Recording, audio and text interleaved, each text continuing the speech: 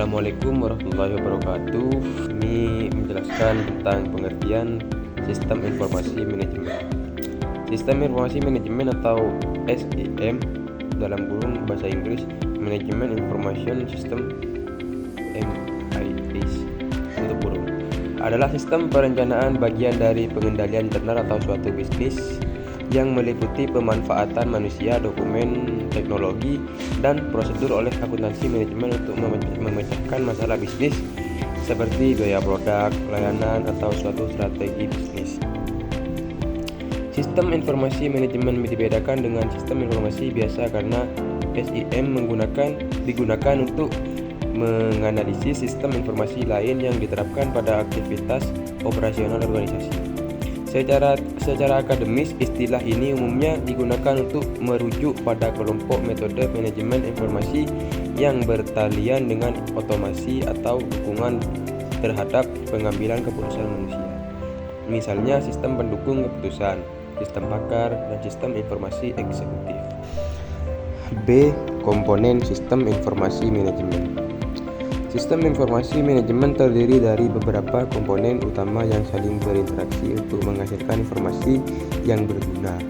Komponen-komponen tersebut meliputi 1. Perangkat keras dalam kurung hardware, meliputi semua peralatan fisik yang digunakan dalam SIM seperti komputer dalam kurung server, desktop, dan laptop. Yang kedua, perangkat lunak atau software, program-program yang menginstruksikan perangkat keras untuk melakukan tugas-tugas tertentu.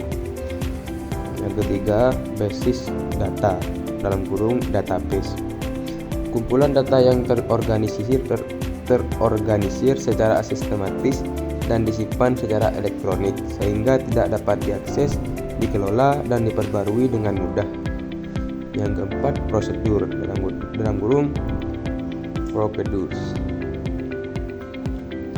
serangkaian instruksi atau aturan yang menjelaskan bagaimana data harus dikumpulkan, diproses, disimpan, dan didistribusikan.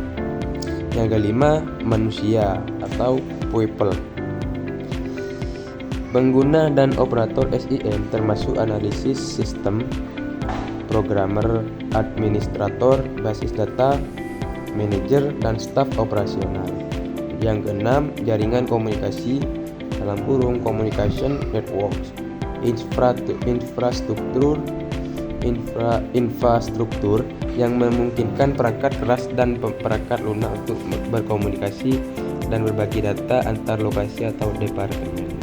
Ini termasuk internet, intranet, dan extranet.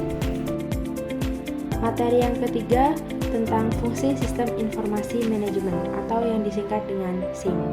Fungsi-fungsi di sini dibagi menjadi beberapa bagian. Yang pertama, meningkatkan efisiensi operasional.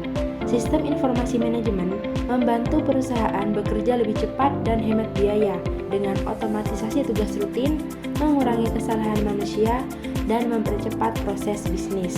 Yang kedua, mendukung pengambilan keputusan.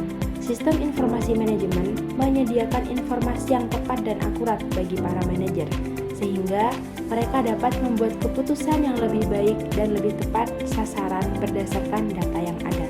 Yang ketiga, memfasilitasi perencanaan dan pengendalian. Sistem informasi manajemen membantu dalam menyusun rencana yang lebih baik dan mengendalikan operasional perusahaan dengan menyediakan data kinerja dan laporan yang diperlukan.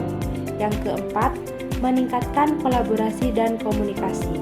Sistem informasi manajemen mempermudah komunikasi dan koordinasi antar departemen dan individu dalam organisasi, sehingga semua pihak dapat bekerja sama dengan lebih efektif. Yang kelima, mengidentifikasi peluang dan ancaman. Sistem informasi manajemen membantu perusahaan melihat peluang baru di pasar dan mengantisipasi potensi masalah dengan menganalisis data internal dan eksternal. Yang terakhir, meningkatkan layanan pelanggan.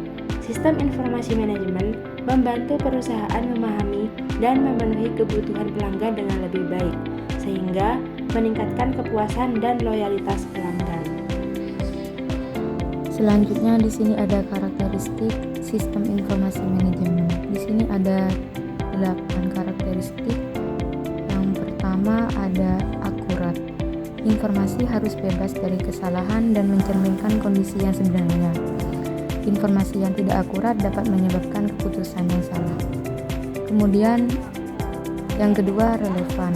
Informasi harus sesuai dengan kebutuhan dan konteks pengambilan keputusan. Yang ketiga, tepat waktu. Informasi harus tersedia saat dibutuhkan. Yang keempat, lengkap. Informasi harus mencakup semua aspek penting yang diperlukan untuk pengambilan keputusan. Yang kelima, ringkas. Informasi harus disajikan dalam bentuk yang mudah dipahami dan tidak bertele-tele. Yang keenam, fleksibel. Sistem harus mampu beradaptasi dengan perubahan kebutuhan informasi dan lingkungan bisnis. Yang ketujuh, dapat diakses. Informasi harus mudah diakses oleh pengguna yang berwenang, kapanpun dan dimanapun mereka membutuhkannya. Dan yang terakhir, yang kedelapan, dapat diverifikasi. Informasi harus dapat diperiksa kebenarannya melalui sumber atau metode lain.